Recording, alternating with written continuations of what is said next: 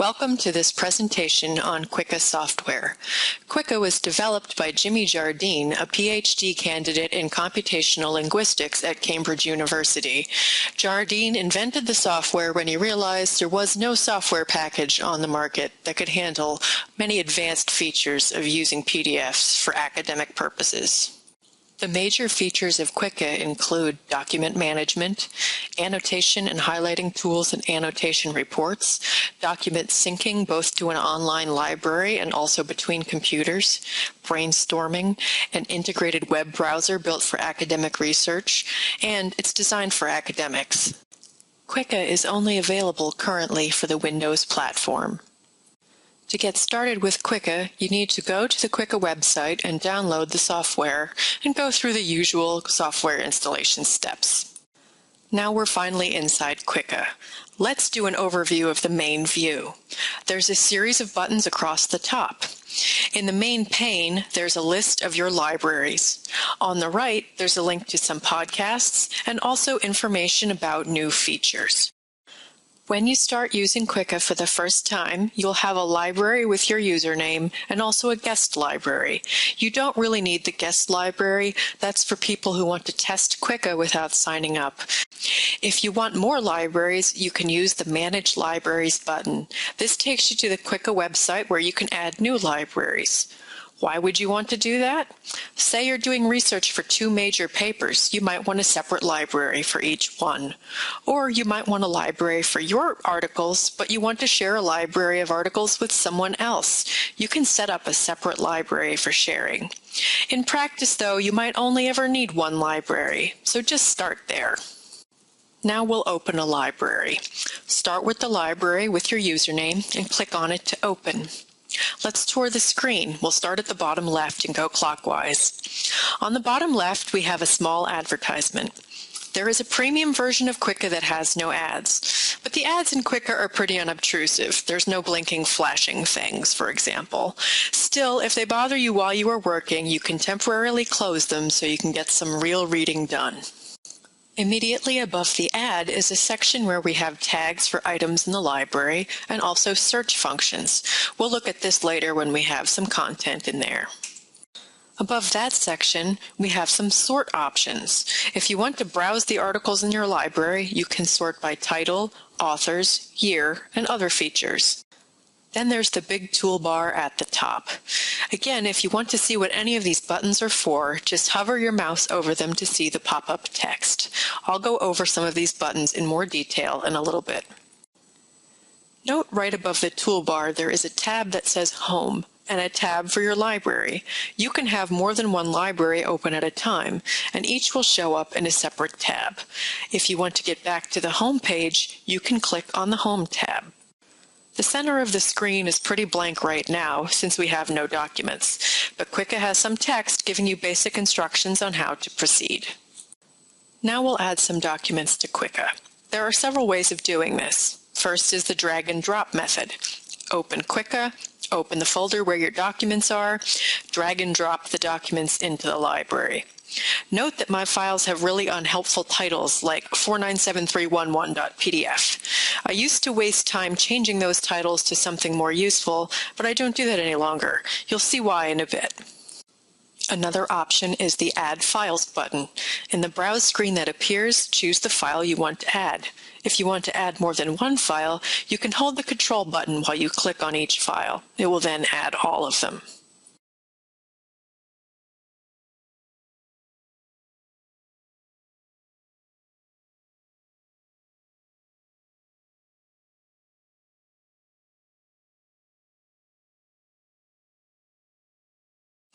You can also add a folder. Click the Add Folder button. In the browse screen that appears, choose an entire folder of PDFs you want to add.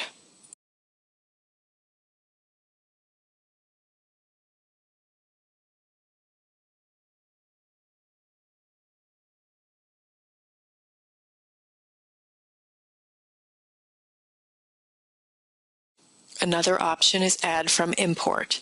If you have PDFs in Mendeley, Zotero, or EndNote, you can use this button to import them. This also offers the option of importing BibTeX data. I'll explain more about BibTeX soon. You can also add a library. Say you have documents in another library inside Qiqqa. Maybe it's a library someone else shared with you, or maybe you just have more than one library, but now you'd like to put 2 or more of them together. You can use this button to import items from one Qiqqa library into another. Finally, there is the Watch folder. You can tell Qiqqa to watch a folder for new PDFs. You could set up a folder on your computer, call it New PDFs or something like that, and then every time you download a PDF in the future, you could put it in there. You tell Qiqqa to watch that folder. Every time you open Qiqqa after that, it will check in that folder for new PDFs. If it finds any, it will automatically import them into your library. Now let's start talking about bibliographical information. One of the best parts of Qiqqa is that it helps you organize your files without too much intervention from you. You do not have to retype information about your files. Citations are stored in a format called BibTeX. We refer to BibTeX as a form of metadata, that is, data about other data. A bibliographical citation is a type of metadata. It is data about something else, namely a book or article or other item that you want to cite in a paper. I am now going to show you how we can use the power of BibTeX to get citation information from Google Scholar for our articles. Let's look at our library again. It now has articles in it, but you'll notice that each article has a title and then underneath it, it says unknown year and unknown author. That's because we haven't entered any citation information yet, but we are busy people. We refuse to type these citations over and over. We are going to use the BibTeX sniffer to find the metadata we need. Let's open the BibTeX sniffer and get started. Click on the sniffer button. Let's resize this window by dragging the corners and giving ourselves a little more room at the top where articles will show up in a preview window. Now let me explain what's happening in this window. In the top, we get a preview of the article. In the bottom, Qiqqa is taking the title of the article and searching in Google Scholar to find the BibTeX information for the article. Before this will work, we have to do one little thing. There is a gear icon in the upper right corner of the search pane. Click on the gear icon, and in the drop-down menu, you want to click on Scholar Preferences. Scroll down the page of Preferences. At the bottom of the page, there is a section called Bibliography Manager. You want to select the option that says Show Links to Import Citations into BibTeX. Make sure BibTeX is selected in the drop-down menu. Once you set that preference, there will always be a link that says Import into BibTeX under each article.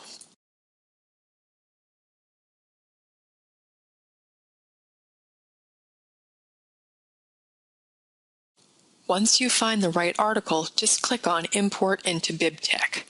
Notice that the bottom half of this screen now shows the BibTeX information. It has special characters in it like curly braces and brackets, but it's easy enough to read if you want to take a look at it. You'll also notice that the BibTeX information appears in the little box in the upper right of the screen. Once you are satisfied that the information looks correct, you can click on the blue arrow and continue to the next document that needs BibTeX information.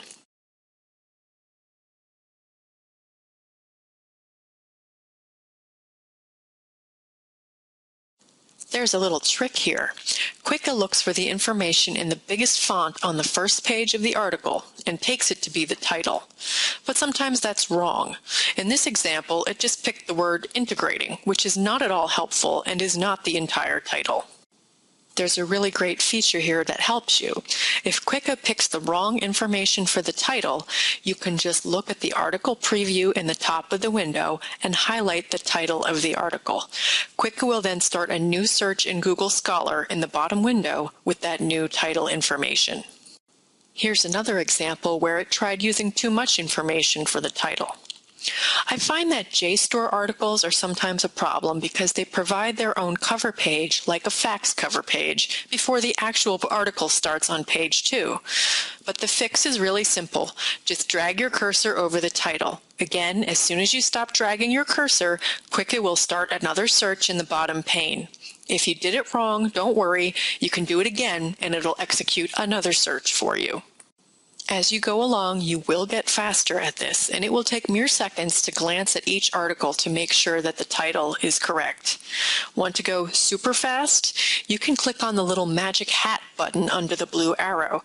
That's the BibTeX Sniffer Wizard. What that does is automatically choose the first search result in the list, so you don't have to click on the Import into BibTeX link for each article. If it picks the wrong information, don't worry. You can still scroll through the other results and pick a different article, or you can highlight different words for the title.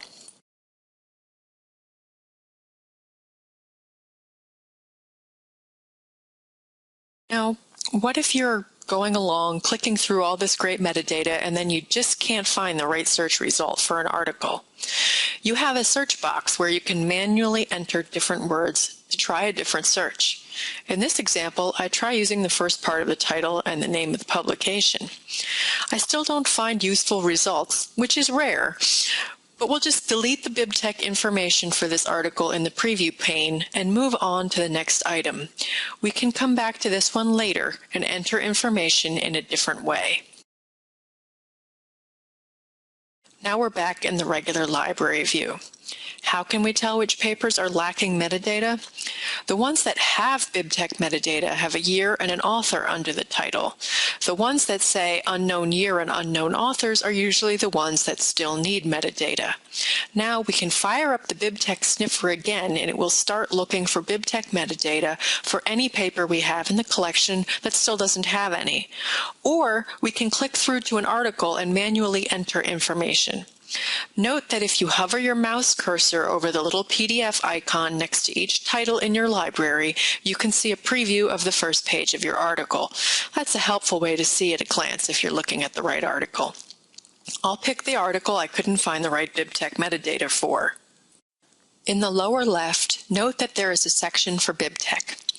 Choose the type of item from the drop-down list. This is an article. Then go through the fields and fill them out.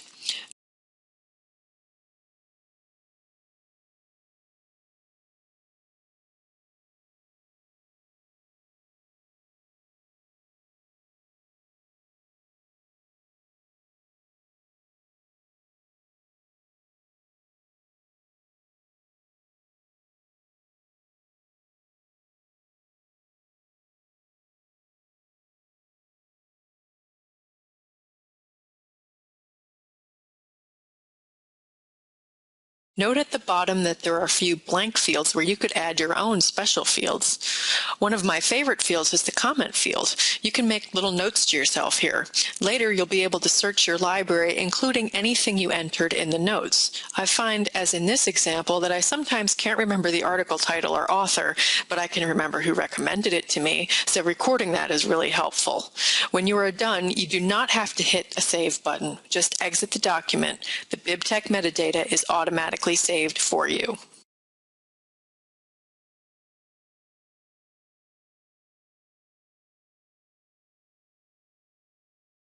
If you can't find the BibTeX metadata for an article and you don't feel like entering it manually, and you don't want to search for it again every time you open the BibTeX wizard, you can put a pound sign in the BibTeX metadata field, and Qiqqa will not search for that metadata again. Another really helpful feature of Qiqqa is tagging. I tend to tag my articles in two ways, and I think you might find this useful. I enter a tag with a course number if the article is associated with any particular course, and then I try to add some tags about the topic. To enter a tag in the library view, click in the line with the title of the article you want to tag. Notice the item is highlighted. Then go over to the right column and enter your tag. Just type a tag and hit enter. Notice that if you apply the same tag to another item, the tag will appear in a drop-down list, which helps remind you which tags you've used before.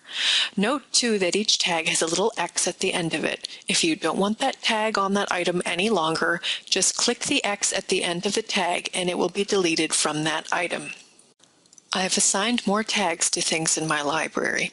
Once I close my library and open it up again, note that there will be a graph in the left column for each tag. If I hover over the bar, it will tell me how many items have that tag. Notice immediately above that, it also gives me a text version of that same information. This is not particularly significant in a small collection of articles, but it can quickly grow in importance when you are talking about hundreds of articles. Before we leave tagging, there's just one more feature to see. Qiqqa has an auto-tagging feature where it tries to find relevant terms and article titles and use them as tags. To look at auto tags, go to the Auto Tag tab in the left column. If you hover over the bars in the graph, you can see that tags that Qiqqa is supplying. You can vote yes with the green thumb or no with the red thumb. You can also click on the Manage button and enter a list of tags you never want to see again. This feature is still under development, so you can ignore it if you want to. But if you have a lot of articles, it might be helpful because it can supply some tags for you. Let's move on to the article view and tools. Finally, we've got a lot of articles in our library. Now we get to the good parts. We can open an article by clicking in the title or in the PDF icon next to the article. Once we're in this article view, here's a few things to note. At the top of the page, notice we now have 3 tabs, one for the home screen, one for the library, and one for this article. We can switch among these tabs if we need to move around. Next, we have a series of buttons across the top toolbar. You can hover over any button to see what it does. On the right, we have the metadata, tags, a review section, BibTeX information, and a comment section. On the left, there is a duplicate detection section, which will tell you if there are any duplicate copies of this article in your library. You don't want to spend half your time annotating one copy and then have to start over on another copy because you didn't realize it's the same article. One copy of an article is enough. There is a keyword cloud of the most common words in the article. The advertisement is now on the lower right. Again, we can X out of it if it is bothering us. Let's close it so we can see a few other things. There is a search details section which would have information in it if we were doing a search. There's a citations in your library section. Now hold on to your seats here. This is one of the reasons why we filled in all the BibTeX metadata. There are outbound citations. That means if this paper cites another paper in your collection, that other paper will be listed here. There are also inbound citations. If another paper in your collection cites this paper, that other paper will be mentioned here. You will begin to see connections among your papers that you really couldn't find this easily before. There is also an Also by these authors section, which lists any other articles in your library by the same author. Finally, there is a Similar Papers in Google Scholar section, which lists papers similar to the ones you are viewing. Think about it. This gives you a jump start on finding other articles similar to the one you already have. It's like having a research assistant. Now I'll talk about reading articles in Qiqqa. You've got the article in front of you. You can just start reading. Or if all of the stuff in the margins is distracting you, or you think the text is too small, you can click on the tablet icon. That makes the article take up the full screen. When you're done with this view, you can just click on the tablet again to go back to the regular view. Now we'll talk about tools. I'll start in the full screen view again. First, we have the hand. That's just for moving around in the document. When you use any other tool and you're done with it, you can click the hand to make the other tool stop working. Next is the Select Text button. Let me back up for a second. You are viewing a PDF, but behind the scenes, Qiqqa has done optical character recognition on your document. That means you can actually copy and paste text from your document into a word processing document. So I've selected text, and then I can right-click on the text and choose a bunch of different options from the menu. You can copy the selected text into another program like Word. If you just select one word or a few words, you can search the web or search your library for those words. You can look up a word in dictionary.com. You can add the term as a tag for the article. You can use the highlighted terms to search for BibTeX for the article. You can highlight a term to use as the paper title, as the author, or if you're looking at an article with more than one author, you can select other names to be added to the author section of the BibTeX metadata. Remember to click the hand tool when you are done using the Select Text tool. Next is the tool for adding a box to annotate the document. You use this tool to add a virtual post-it note to your document, but it's even better than that. You drag the box around the text you want to annotate. You can add tags in the tag box. You can type on the highlighted area. Whatever you tag or type here will be searchable later. If you want more options, you click on the little information button in the lower right corner of the note. This lets you change the box color, add more tags, suppress the annotation from an annotation report, which I'll show you later, add a rating, and even enter a follow-up date. There is also a button to delete the annotation. When you're done, click on the hand tool again. Notice that the annotation box becomes transparent so you can read through it in the future. I'm going to add a few more of these to the document for later use.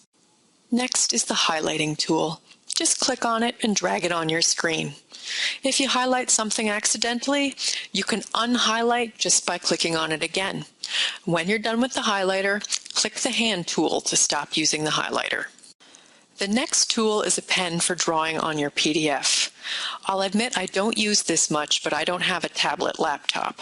If you have experience drawing on your screen with a mouse or a pen input device, this could be helpful, so excuse the demo. When you're done drawing, click on the hand tool again to stop using the pen. Here's the tool for screen capture.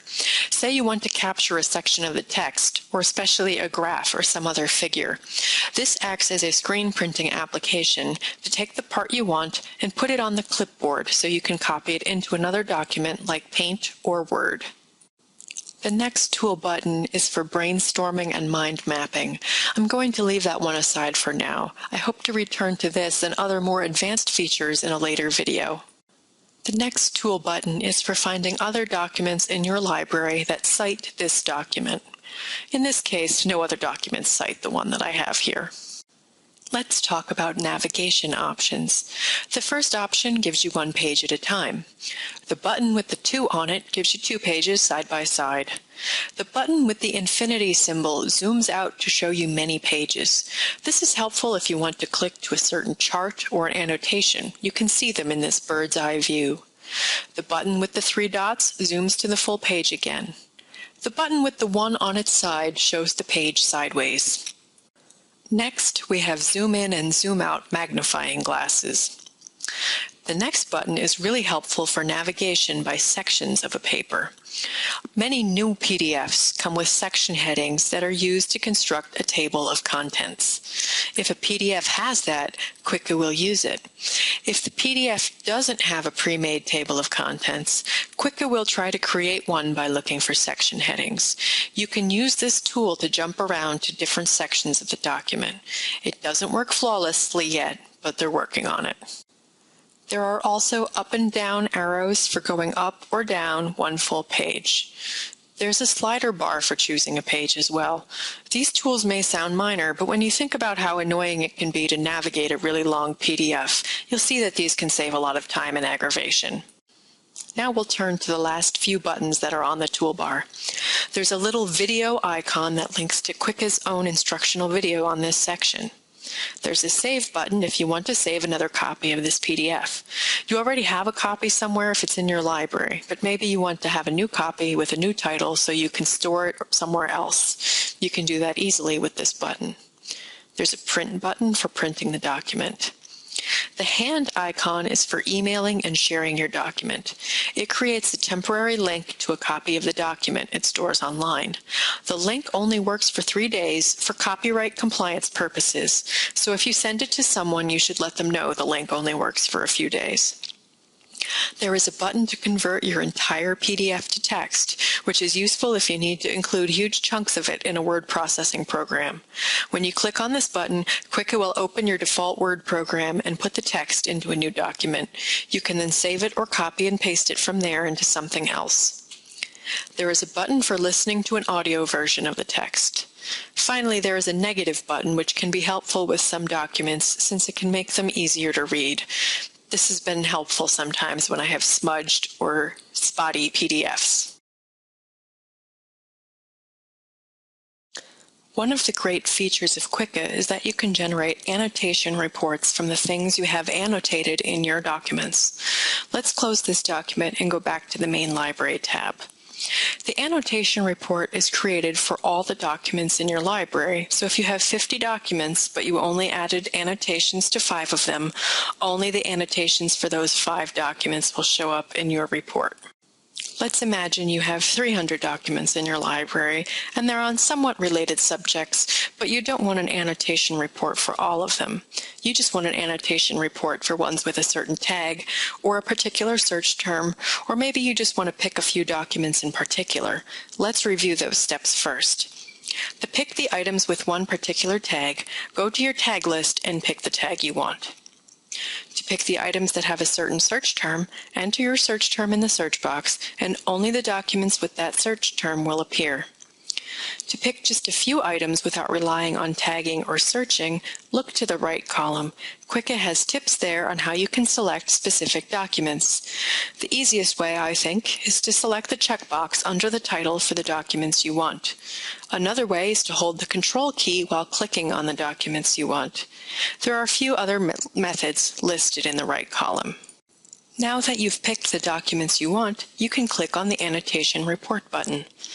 You will see a pop-up screen where you can change some information about tags. Let's just do this the simple way and select All. An annotation report is generated. At the beginning of the annotation for a document, it lists a brief citation for the document so you can find it again in your library. Then it lists the page number. Then it quotes the comment I wrote on the annotation square, that thing that looked like a Post-it note. Then it shows you the text in the PDF, and then it shows you the text in a text format. You can copy this text and paste it into another document if you want. Note with the items I highlighted, it shows me how the highlighting appears, and it also shows me the highlighting in the text version. Note too that if I click on the PDF text in the annotation report, it takes me right to that page in the document. Think of the possibilities here. You can mark your PDFs carefully so that when it is time to start writing, you could work from an annotation report instead of looking at the documents themselves. You can print the report or export it to Word. When you close the report, it is not saved, but don't worry about it. You can generate a new report at any time with just the click of a button. If you really want to save the report, export it to Word so that you can save a copy in Word. There's one last topic I want to cover, and that is syncing. You have all this information you're building around your PDFs, but say you want to be able to access it on the go from any internet connection, or you want to sync it between your office computer and your home laptop, or you just want to make darn sure that this information is backed up somewhere. You have several options. In the library view, there are 3 buttons at the top that have to do with syncing. Let's start with Sync Metadata. This just syncs the BibTeX information about your documents. This is a great way to just back up that work you did if you're otherwise confident that you'll never lose your PDFs. Qiqqa gives you 200 megabytes of storage space for free, so the chances of you running out of space while just syncing metadata is pretty slim. You can, however, get more space if you need it. I'll explain that in a minute. Another option is Sync Doc. This saves a copy of your PDF and a copy of all your metadata, including your annotations, BibTeX information, and anything else you have added to the document, to your online library. Again, Qiqqa gives you the first 200 megabytes of storage space for free. If you are syncing a large number of documents, like if you are working on a thesis or a number of articles or a book, then you will need to pay a little bit for some extra storage space, but it's really cheap. Personally, I think spending a few dollars a year for the extra peace of mind of having your data backed up and accessible online is well worth it. If you want to add money to your account, go to the Home tab. Note that there is a link under the name of your library that says Top Up. That's the place where you can add some money to your account to pay for some extra storage space. If you click on that link, it takes you to your online account page where you can pay via PayPal.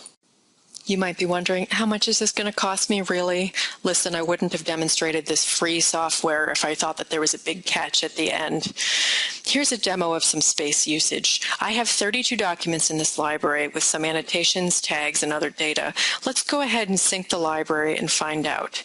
Now we'll view the library online to see how much space we've used so we can get an idea about costs. I'll switch to the Home tab and click on the View Online link under my library name. Notice that all of my documents are there, and there's a link at the right to download the documents. Say I wanted to download them while I was traveling, or I didn't have Qiqqa application at my disposal. But let me show you the pricing scheme. To store 500 megabytes of documents for a month, as well as upload and download 100 megabytes of documents, will cost you 13 cents for the month. Even a huge library of 1.5 gigabytes of documents with 200 megabytes of uploads and downloads will cost you 36 cents for the month. In other words, an initial top-up of, say, $5 will really go far. As a point of comparison, my library has 32 documents in it, and it is using 34.4 megabytes of the allotted space. So I would estimate that a library of up to, say, 150 documents would probably not require any money at all. One of the great things about syncing is that I can have this same library on more than one computer. Say I add documents and annotations to the library that is on my office computer. Then I go home and open the library on my laptop. I can click on the Refresh Library button on the Home tab, and Qiqqa will check the online library for new documents and metadata and download it into the library I have at home. Maybe this online backup option just does not interest you. That's okay. You can back up your entire Qiqqa library into a zip file. Then you can save that zip file on a USB stick, an external hard drive, or some other storage space that you have. Just don't do it on your own hard drive. To do it, go to the Home tab and click on the Backup option. Then you tell Qiqqa where to save the file. Qiqqa will save your entire library to that file, which you can then copy somewhere safe, preferably somewhere other than your hard drive. If you ever need to use that zip file, you just browse to it. Then you can browse to the place where Qiqqa is installed on your computer. It's under the name of the company, which is Quantile. You can then copy your backup folder into your current folder. That's all I'm going to cover in this tutorial.